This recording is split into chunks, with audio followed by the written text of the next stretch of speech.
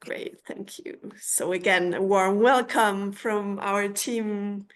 We are a team, a hosting team of 3 today. It's Peter, of course, Clarissa in Switzerland, and Sylvia, it's myself in Austria. So yeah, we are happy to have you here today. And we start today a bit different than you're used to. Since I invited Clarissa, she's a wonderful embodiment artist. And yes, Clarissa, I would like to invite you to do a little, introduction embodiment with us to land well in this wonderful meeting. Okay, so we're not saying anything about ConsciousU and all of that, huh? We're going to just skip that for this time. Well, actually, we can. Do you want to say something? No. Well, I mean, we all know that it's the Amakal from Nadjeschda, who is the founder of ConsciousU, who creates programs to become more conscious and for a better life and a better world. I think I'm going to just sum it up like that. Yes, and I like to come into our body to be a little bit present. And I would first ask you, so first of all, I'm going to say, anybody who wants to join, please join me. If you don't feel comfortable standing up and moving, you can also just watch and see what happens in your body. But of course, it's always great to do it. And I ask you to stand up for a moment and just sort of shake off today, because we all had already a day. Arms, shake it off. Also the legs, shake off. And while you shake off, notice that there is a little bit space coming into your body. Yes, wonderful. Becomes like, we'll do a little stretch so we have more room in our ribs and feel like there is movement coming in and out. Yes, we're opening up our body and our sensation to today's field of this omakal. Other side, yes. And maybe also the back, stretch it round. Yeah. And see if you can sense sort of an openness so that we can connect a little bit more over this energetic field that we're in. And then I ask you to just jump into this presence. Now we're in this field. Yes.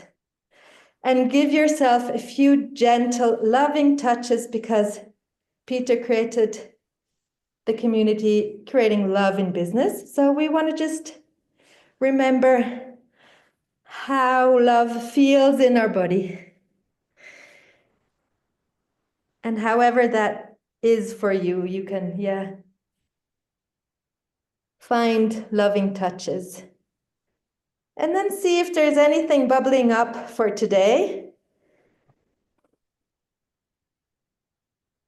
that you can share. I think in the now coming in the breakout room. I'm handing over to Sylvia again. Thank you, Clarissa. Thank you for participating, everyone. I loved seeing there's a lot of movement. Not many not joining. Yeah, beautiful. Thank you for joining.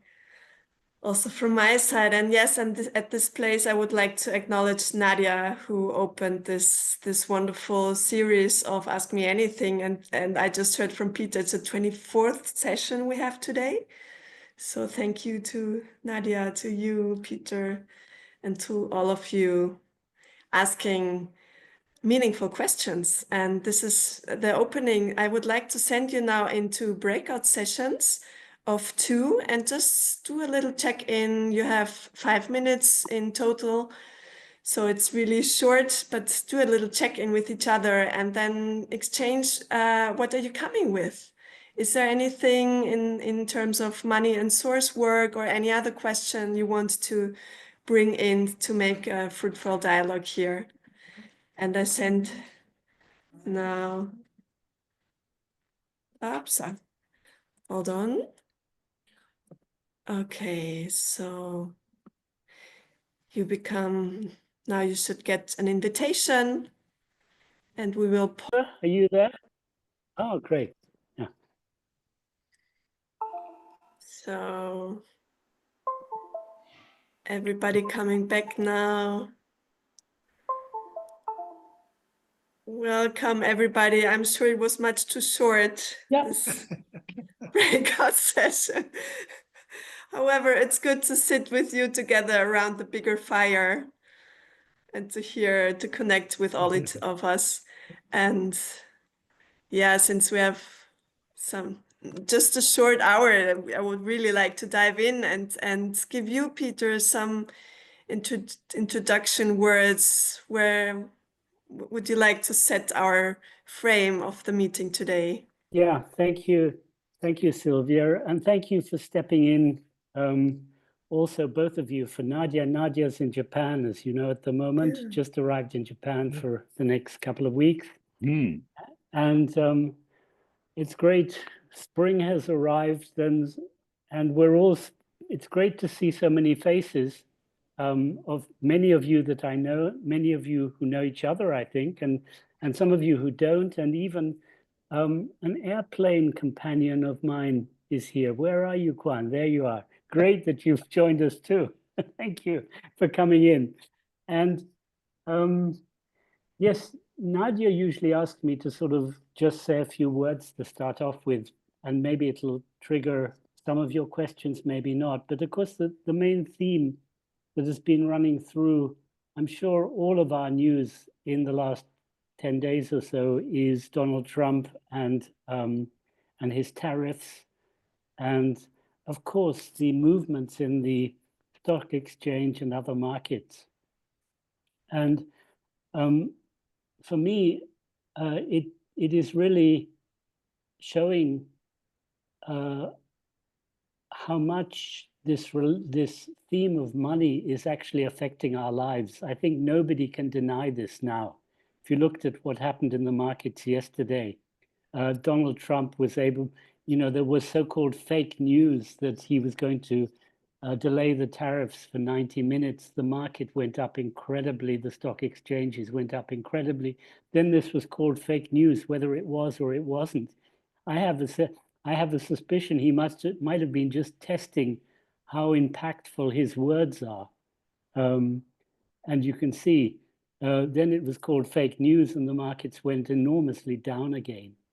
So whatever you think and whatever you're doing, I think never has what's happening in the stock exchanges been impacting so many people globally, because everybody's pension fund is now much more impacted than it was ever before by this. Even people who don't normally invest in the stock exchanges are finding themselves invested and concerned about what's going on.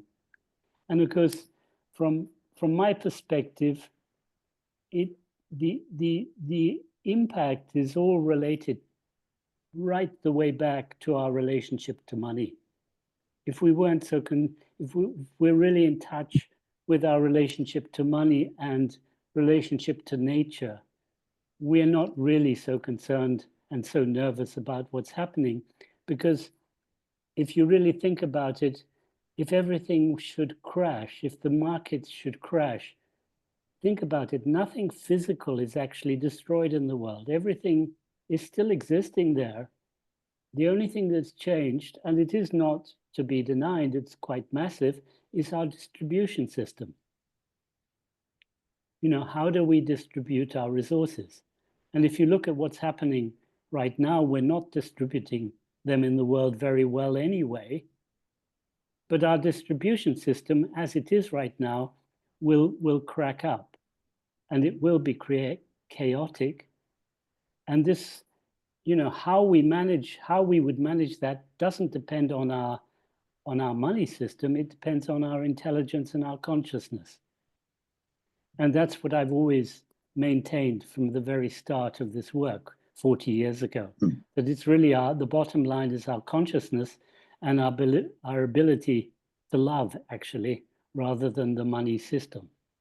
And I think never before has this been shown up to such a degree as right at this moment with what's happening right now. So it's an exciting time in all sorts of directions. So those are my initiating words, if you like, and I'm very happy as usual to try and answer all the questions that come up. So thank you, Sylvia, for allowing me these few words.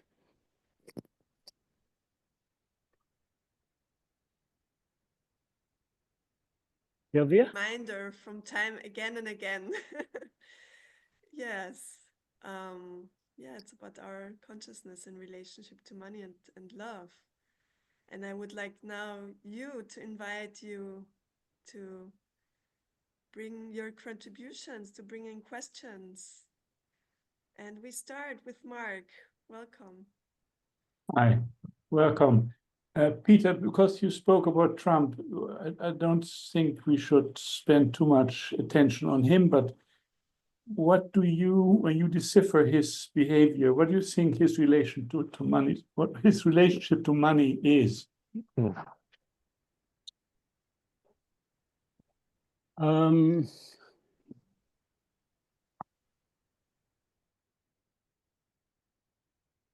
It's really difficult to say in a few words, Mark, I think.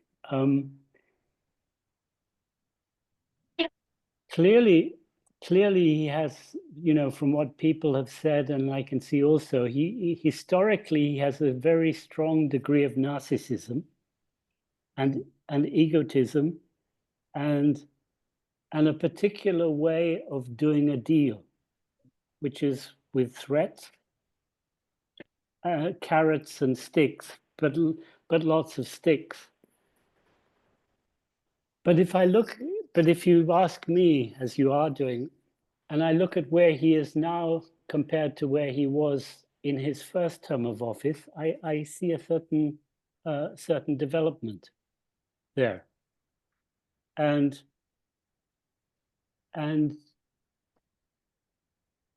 he's clearly totally set on the relationship to money as a tool for power. I would put it this way. And that hasn't changed. And underneath that, if you understand the money work, if it's accurate, what I'm saying is a sense of powerlessness. Because if you rely on money for power, you're actually defining yourself as without power and using the tool of money for what would be apparent power, but is not real power. It's actually being used to try and not feel powerless. Does that make sense? So that would be my basic analysis from where we come from the relationship to money. Does that make sense to you, Mark? Thank you. Yes, it does. Thank you for this question. Thank you for this question, Mark. Quan Yang. Quan, great to see you. Yes, so great to see you again, Peter, for the serendipity. Yeah, absolutely.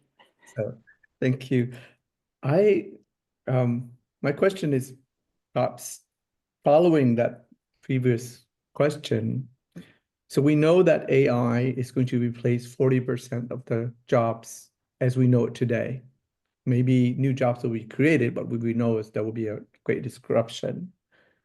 And money, as we know it, will be concentrated in fewer and fewer individuals in the world, or corporations, if you will. They will buy up all these little companies. What can an individual do?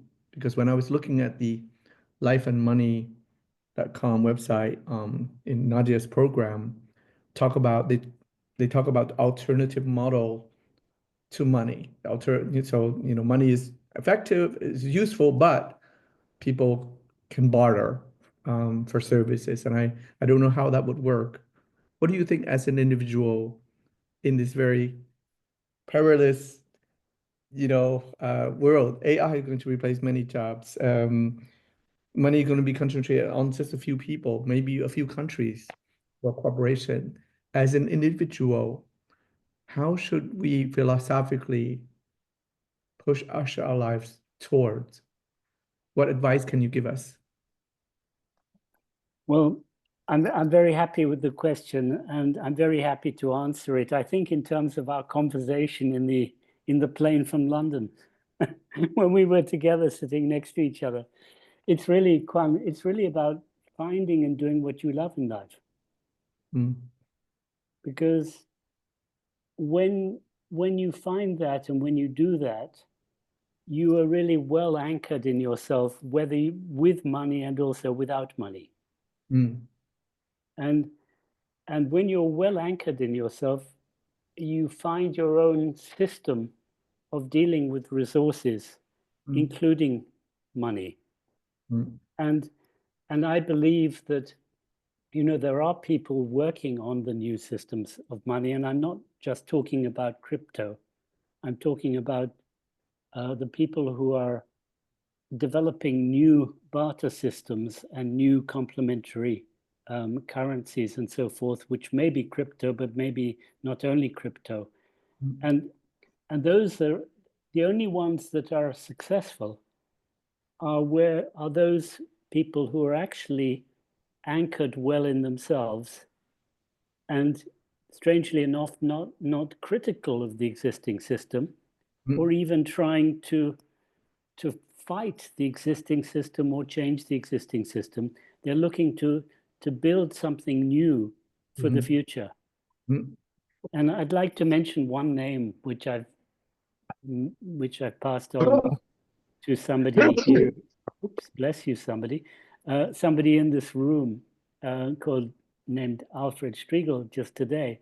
His name is Will Ruddick, Ruddick. And he's an active builder of these new systems, at the moment mainly in Africa. But philosophically, I believe he's very, very well founded and very creative.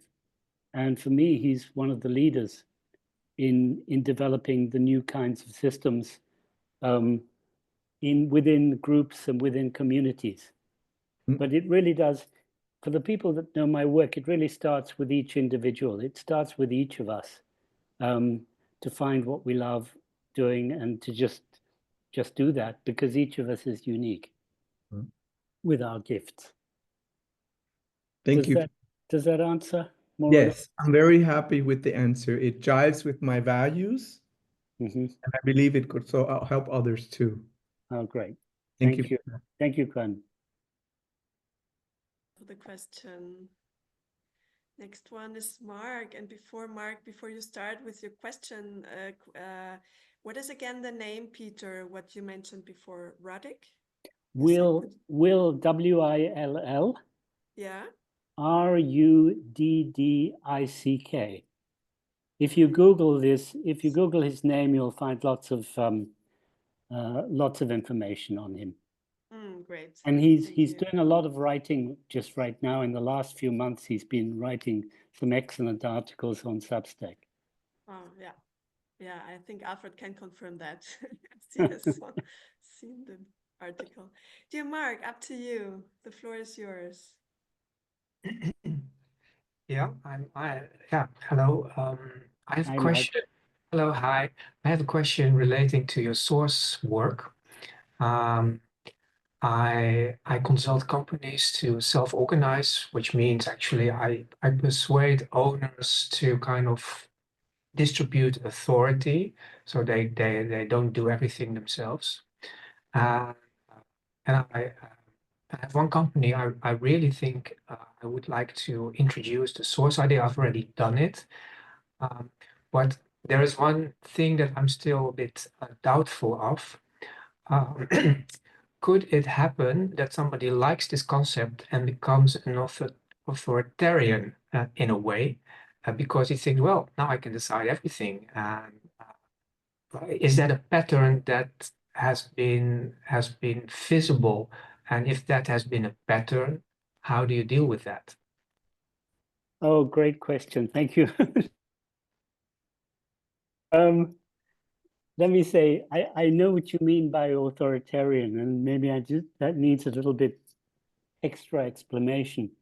The basis of source work related to power is that power is distributed amongst all of us as in a natural kind of way. So it's not that the power that people have the kind of power over system that is normally associated with hierarchy. We have a hierarchical order, but the relationship to power is different in the sense that we don't want me to be powerful and everybody else to subsume to my power. We want actually everybody in our system to be powerful.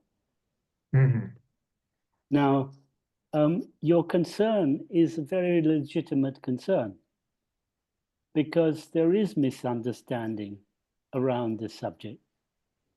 And I think for those that really understand it, like yourself, I'm sure, it's really necessary to communicate that this is really what is meant in terms of the relationship to power.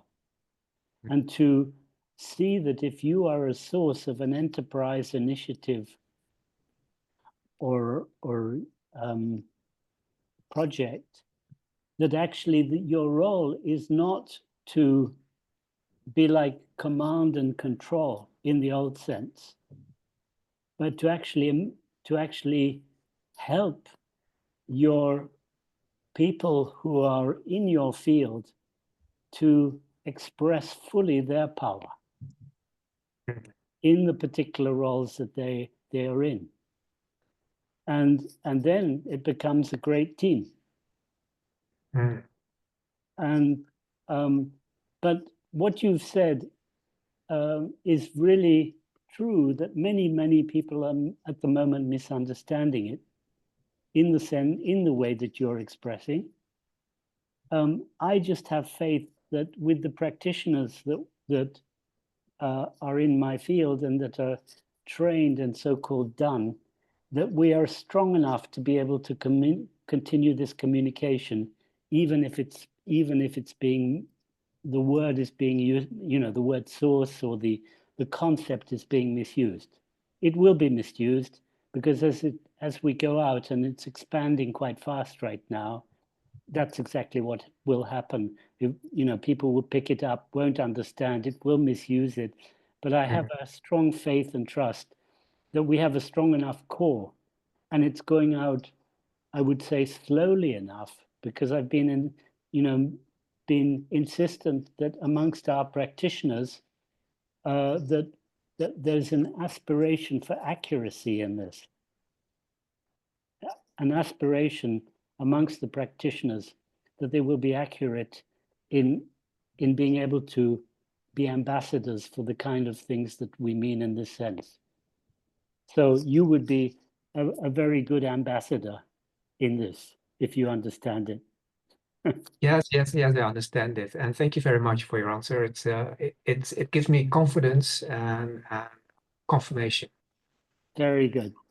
Thank you, and thank you for the work you're doing with it. It's really great. This work is really going out in all sorts of different ways right now, and I'm very happy with it. Yeah. May I add something? Go ahead.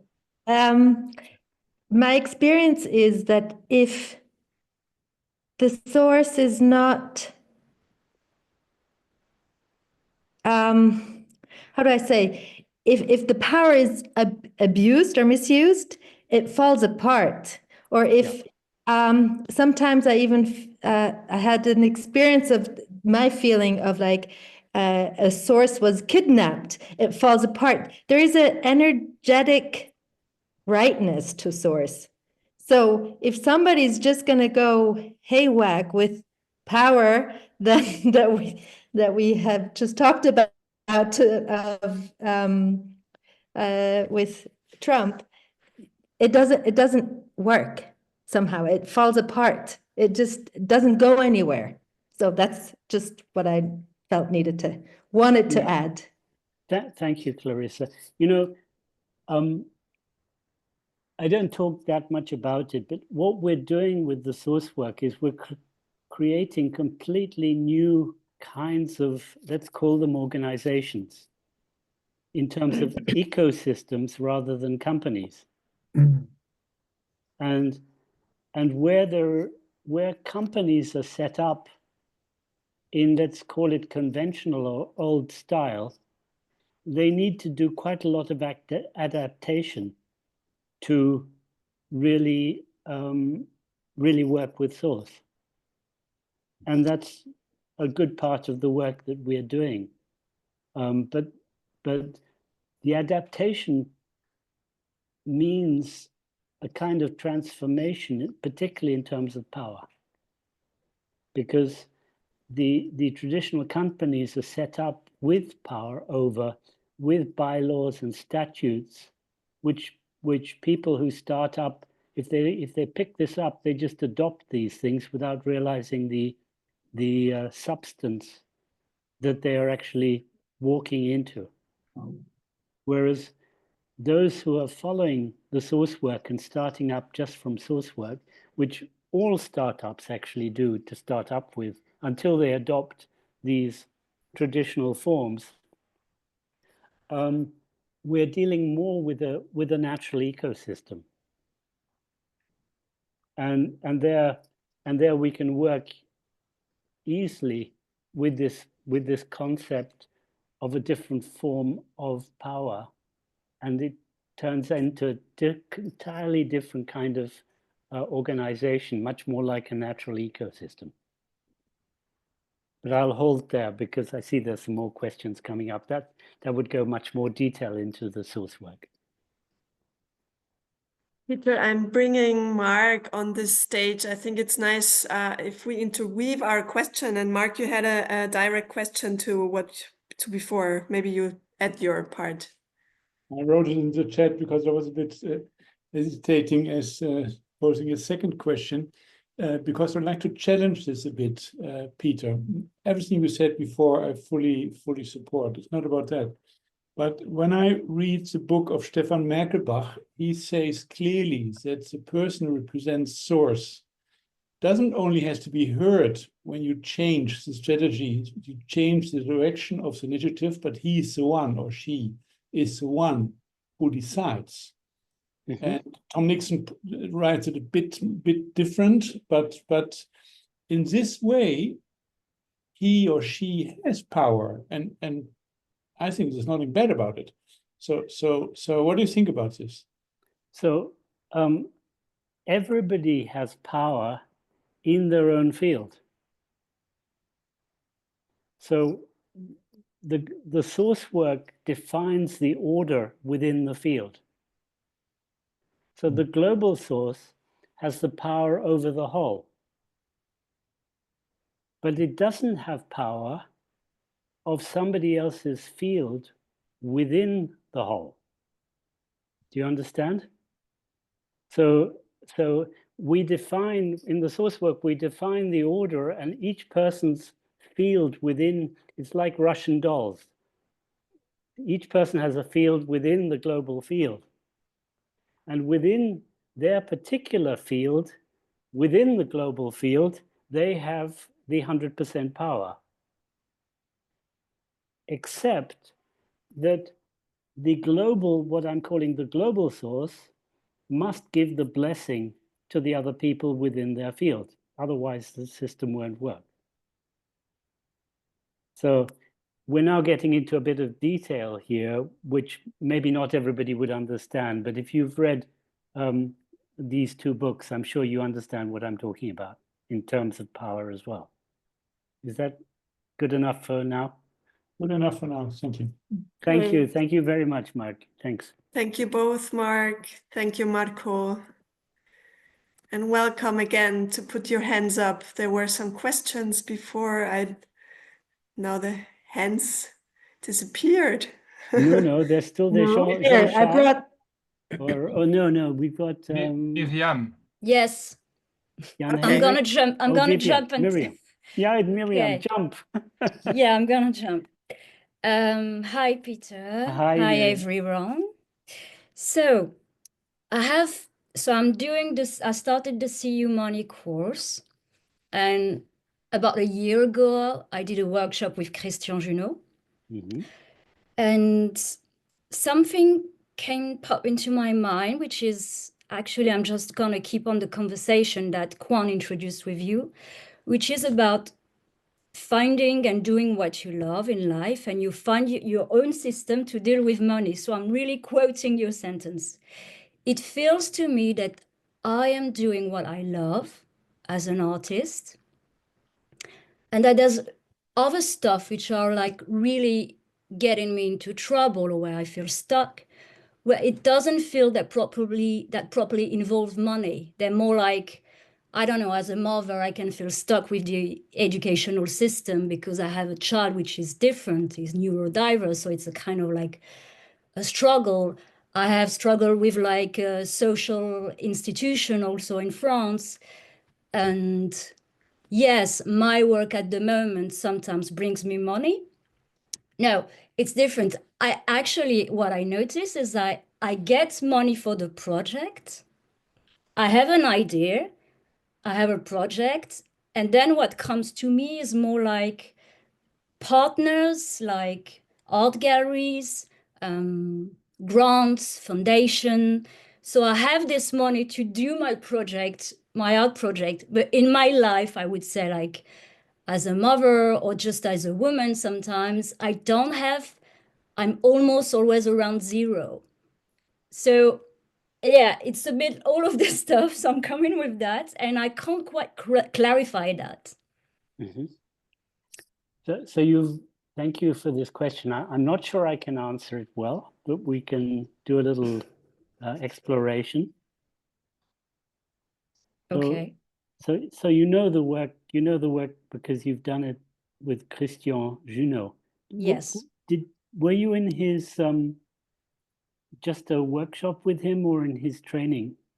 I did it was a 3 days, I guess 3 it was days? a training. Yes. We did a 3 3 days days, training. just three days training. 3 days. not Yeah, his- no, I didn't do the 3-month course. No, it was the No. 3 days training. Yes. Okay. So I'm sure you understand the concept with which we're working with the projection onto money and reclamation. Yes. And I feel I did quite a lot of that already. So, keep on. yes. So what do you think you're projecting onto money now, which is creating that? In creating the circumstances that you're describing? I don't know. It feels like the bottom line seems always to be like the security. Mm-hmm. But and then yes, as I started to dig into my family history and stuff like that, and I questioned my mom recently, related to the CU Money course, and this thing, I noticed that something new came to me, which is like, oh, my mom was very poor, and my father was kind of okay, but they were like Moroccan immigrants in France. So there was this thing about like this glass ceiling, and about like yeah, I realized that suddenly, like, yeah, there's definitely something where I have a glass ceiling, but I can't quite identify it very clearly. Okay. So how do you like being dependent? Do you have a man, if I can ask? I got married about in December, and he's an artist too. Mm-hmm. So it's just an impulse. Are you dependent in some way on somebody or something? Have you disappeared? Disappeared? Oh, off my screen. I can't quite see. Sorry, I thought it was related to the previous question. Did I disappear in my life? Oh, Okay. yeah.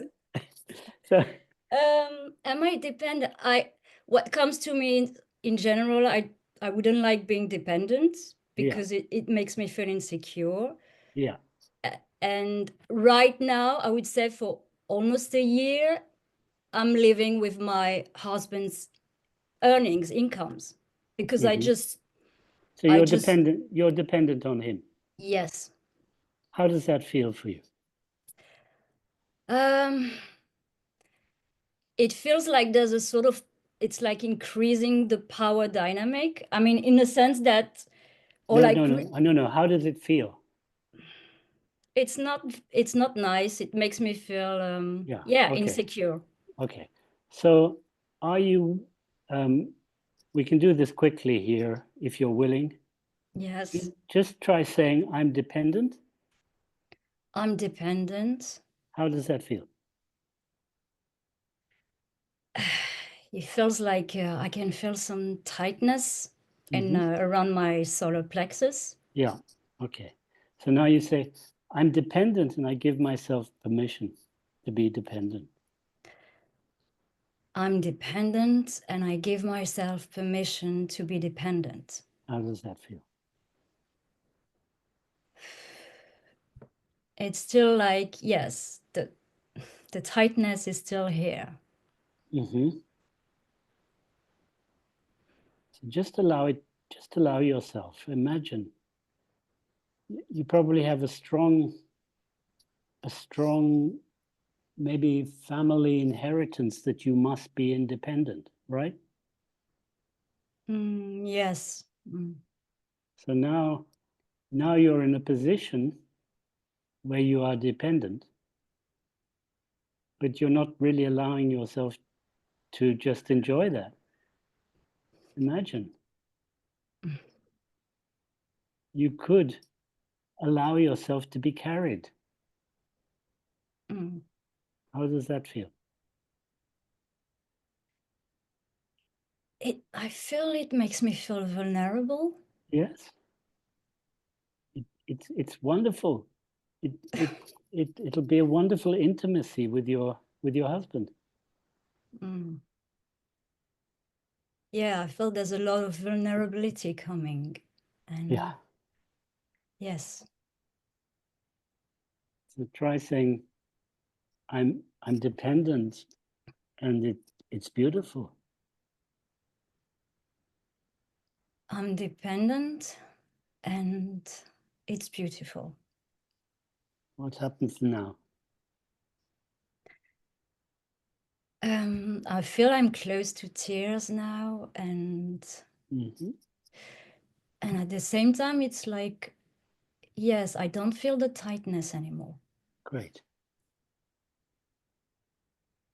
Just allow yourself to be there. It's wonderful.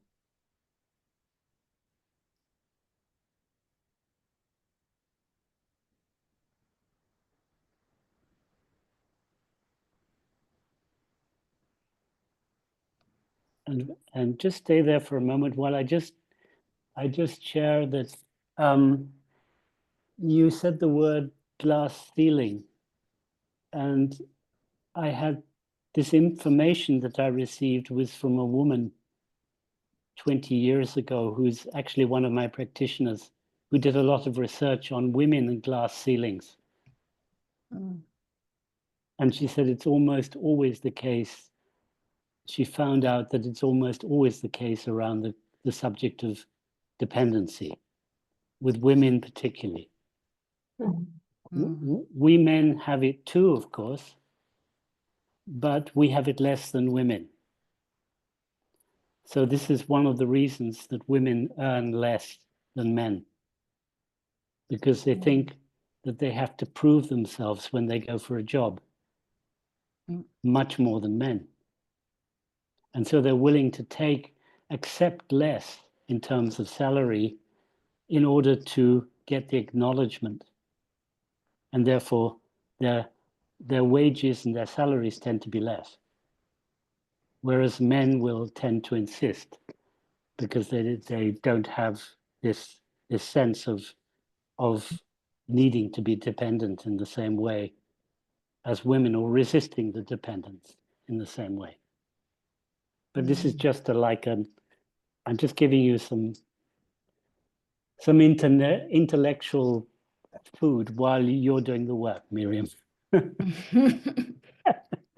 Thank you. So is that good? And the polarity now, we go in the opposite. What's the opposite of being dependent? We're working very quickly because you know the work. What's the opposite of being dependent for you? Free? Okay, free, and I would imagine independent. Yes, sure. Okay, yes. now try saying, I'm free and independent with and without money. I'm free and independent with and without money. How does that land? It feels quite, it's flowing in my body. Like it's quite like, bring some ease. Very good. So now we'll go back to dependent. I'm dependent on my husband, and it's really cool. I'm dependent on my husband, and it's really cool. Oof. With this energy, you'll be irresistible to him. Okay. This is your job after this meeting. After this meeting, to go to him and saying, "I love being dependent on you." Okay, right. I'll Okay? try to commit to that. Yes. Okay. Thank you. Okay. Thank you. Thank you so much. Thank you so much, Peter. I think we're done here, and I Thank you, see there's some Miriam. more hands. So if you allow me to leave you here with this, thank you, Miriam. Thank you, Miriam. Jan Hendrik, up to you now.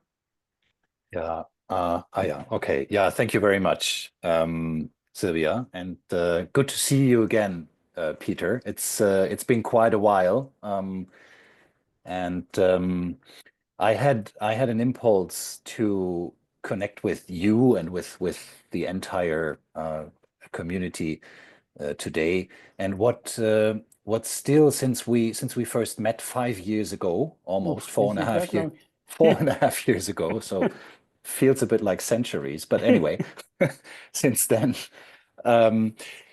there was something going on in my mind, and maybe you recall it or you remember this. It was within the first CU Money course in November 2020. And we had a very intense session. And one thing that struck my mind, and that not only my mind, but more than this, my feelings and my body, was your sentence of saying, of opening to me the picture of the annihilator and the destroyer, the destroyer of something, and the power that is behind that.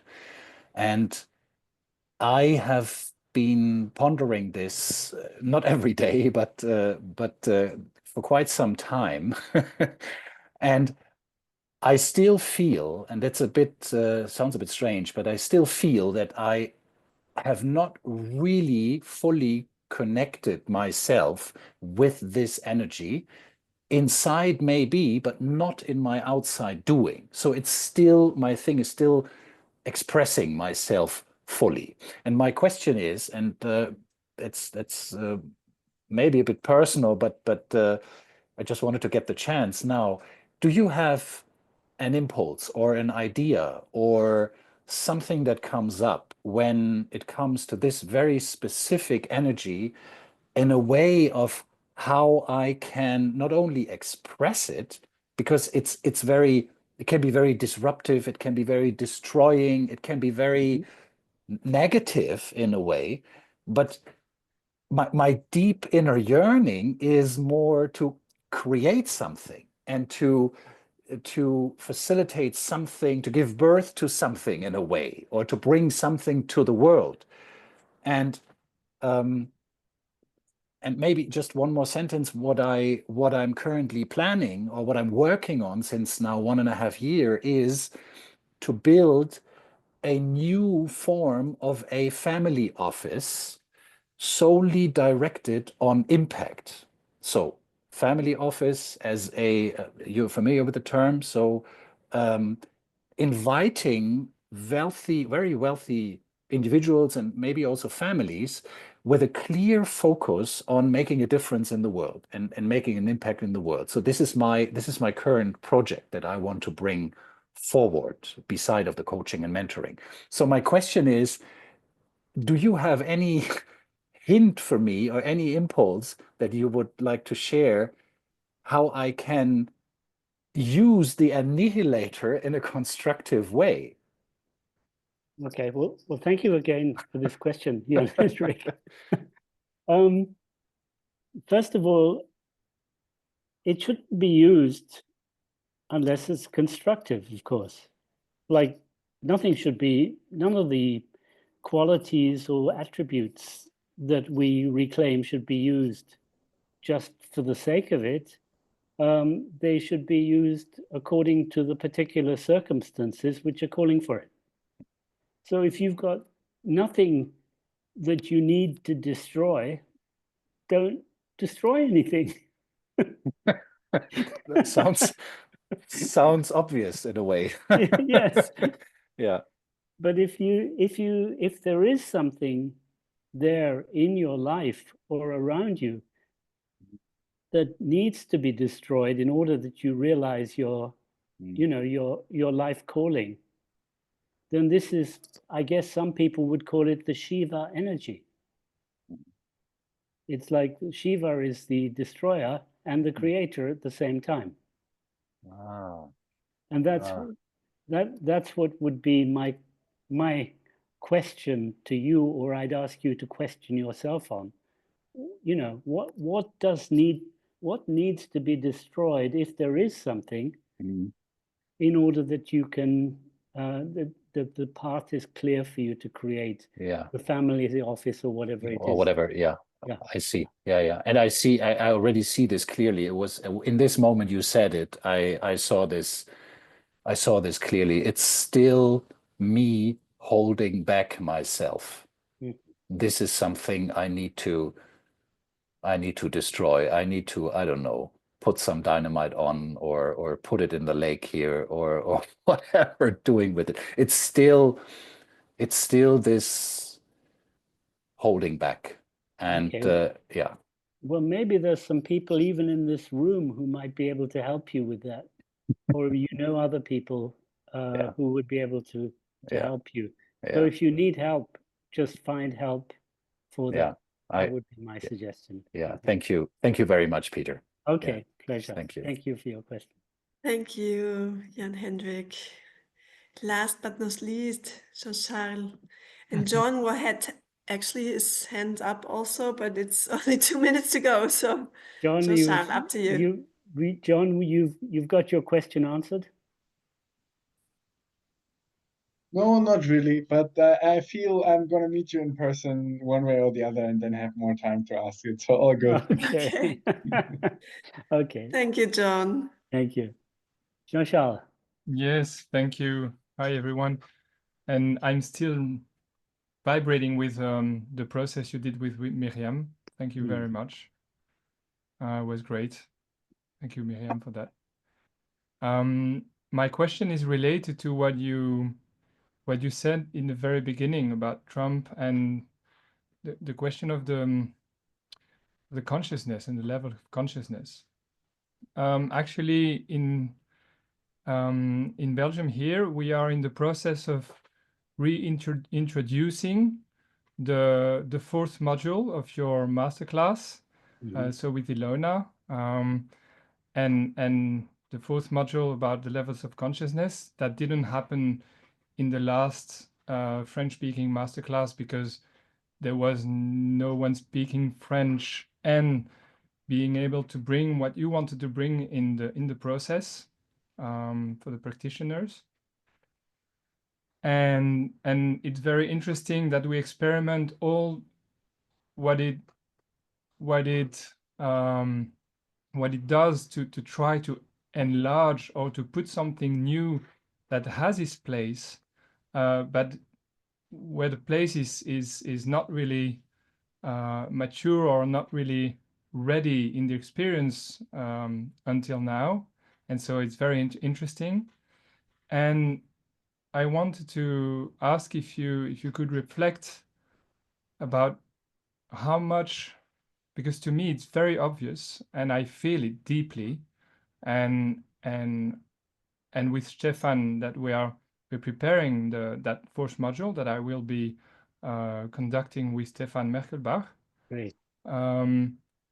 It's so obvious to me that it's so critical to be able to navigate with different levels of consciousness, both in the approach of Josef Stadler, but also with the consciousness of the different human levels of human consciousness that David Hawkins brings. Why, if you had to say again a few words about that, why to you is that so important to bring the issue of the different levels of consciousness if we want to work with your work, your source work, your reclamation work, and your money work?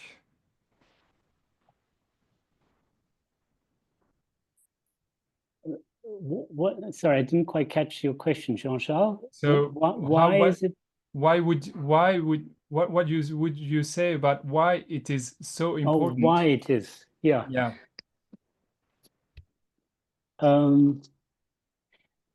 Because, you know, the intention of this fourth module for everybody, so everybody understands, it comes after the third module, which is a vision process, and where everybody gets in touch with their own visions for their own life, if it works well.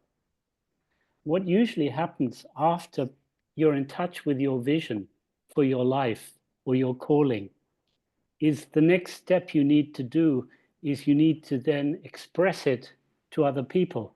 In other words, go out with it and have start manifesting the people, bring in the people who will help you to manifest this vision. Now, the reason that I introduced the fourth module was that if you just go out and share to everybody, you're going to get different reactions according to the people's different levels of consciousness.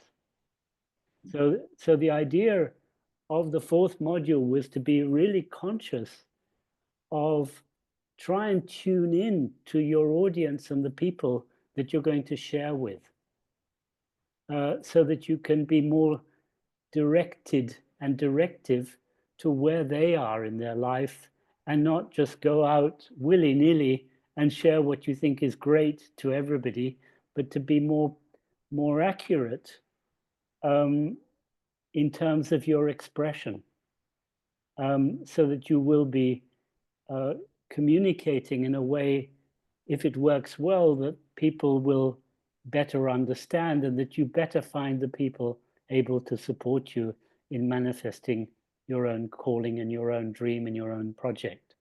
That has been my original intention. So, you know, to really, the idea being to get people who are as resonant as possible with your own vision, with your own calling, and the people who will want to be in your field. And this is not easy, because, you know, if you talk to a large group, for example, you will find that a large group has people in various different levels of consciousness. And if you're giving a talk or expressing your vision, you have to actually almost make a choice. At which level do you pitch your talk? And in the knowledge that some people will understand it and be with you, and others won't understand anything you're saying and maybe even be resistant to what you're saying. But the idea, Jean-Charles, was that the more you can tune in to the people that you're sharing with, the better your chances of succeeding are. That was the original idea. And of course, you know, other things, if you understand Robert Stadler's work, you understand the other elements in this than just the one that I have been expressing here. That this goes deeper than just the level of expression and communication. Yes, of course. Thank you very much. I feel deeply nourished by your words. My feeling and what I have is very strong about that, and it's as I said, it's obvious that it's critical, and I'm very happy that you expressed again the articulation of that with your work, and also that about what you didn't bring the articulation with the vision and the rest, but of course the vision is so related to the source work that is so much related to the reclamation work and the money work. So yeah. So of course, everything is so much connected. Thank you very much, Peter. Well, thank you, Jean-Charles. And I'd like to just express, for those of you, most of you don't know, but I really appreciate, Jean-Charles, you're doing this work with me, with us, because for those that don't know, Jean-Charles is really an expert on, I'd say a world expert on water and the importance of water in our life, which is going to be more and more important. It's already important if you look at what's happening, water and glaciers and so forth, but it's going to be more and more important in the years to come. So I really am appreciating our collaboration, Jean-Charles. Thank you. Same to me. Thank you, Jean-Charles. So let's come back all together in the gallery. Also, Peter. We are coming now to an end. Some left already because it's over. Yeah. You're over time, but it was very, very precious, all the questions. Thank you very, very much. Thank you, Peter, for the inspiring reminders also. And so important to have this work. And I would like to finish with a little ritual. I know it from Nadia, you're used to that, but I'm bringing in maybe a little different ritual, which is in the sign language. This is the applause. So it's not just touching the fingers, but just to applaud to each other and say thank you for this wonderful time we had together here. Thanks for coming, and see you next time again. Thank you. Bye-bye. Thank you, Peter. Thank you. Bye-bye. Thank you very much. Yeah, thank Bye-bye. you. Bye. Ciao, Good ciao. travels, everybody. Bye. Bye. Bye bye. Bye. So thank you, Tsunami. Wonderful. Thank you all. Bye-bye. We have still with, there we are. There we are. We stop the Oh. recording.